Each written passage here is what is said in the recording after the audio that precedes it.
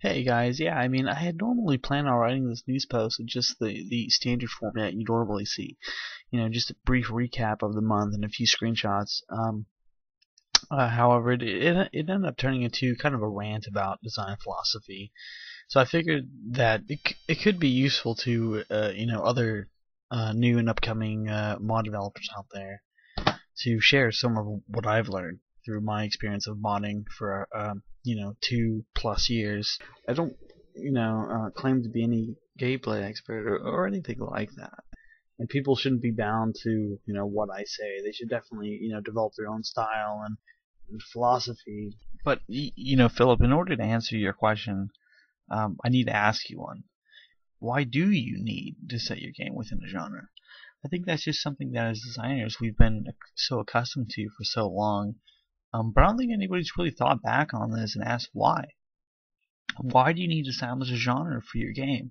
I mean, in terms of marketing and advertising for a game, I see the value in that. I see it's a good idea to try and fit it into some kind of easily digestible genre for consumers to sort of get and understand, so you can sell it to them. But as a developer behind the scenes, sort of in the trenches, I think you should aspire to transcend from this kind of cookie cutter design philosophy. Like saying, hey, I'm gonna go make an RPG based off Lord of the Rings. These are the things that the game absolutely must have. A main quest, a side quest, different character races, a skill system, side quests, etc. Special items. When instead I think you should be thinking, hey, I'm going to make a Lord of the Rings game, and these are the feelings and emotions and themes that I really felt were meaningful from the book, like power and temptation. And I'm going to make interesting gameplay mechanics that revolve around those core themes. And I think that's a better way to design because it allows you to stay true to the material that you're working from. But it also kind of pushes you to create, kind of new, interesting gameplay that, hasn't been seen before. So sure, you're going to end up with, tons of ideas about how you can go about making this game, and some of them you're going to have to cut because you can't implement everything. That's definitely a possibility. But I think that's when you need to put on your, take off your designer cap and put on your, project lead cap and say, hey, we have X amount of people. These are their skill traits.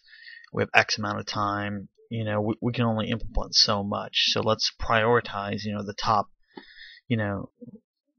5 or 6, really core gameplay mechanics and try to get those in, and we'll worry about other stuff later. So you definitely have to always prioritize, even if you're gonna make a genre game.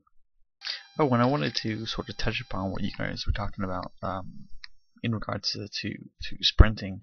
So you can still look around with the mouse, but you just can't strafe left or right. So I mean, it's not, from a code perspective, it's not forcing you not to look left or right.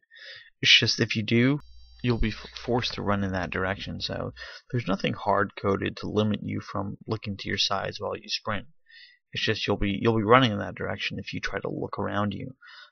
What you can't do is you can't sprint, strafe, or anything like that, because it kind of gives you an unfair advantage. If you're trying to sneak up on someone and they're just like sprinting full speed ahead, and they're able to strafe around you and look around and get a good idea of their surroundings, and it's kind of hard to sneak up on them. And plus, it's not realistic. I mean, you'll never see someone in real life sprint as fast as they can to the left or right of them. It's just not how our legs are built. Our legs are built to fall forward so we can sprint forward. So I think it's realistic, and it works for our gameplay.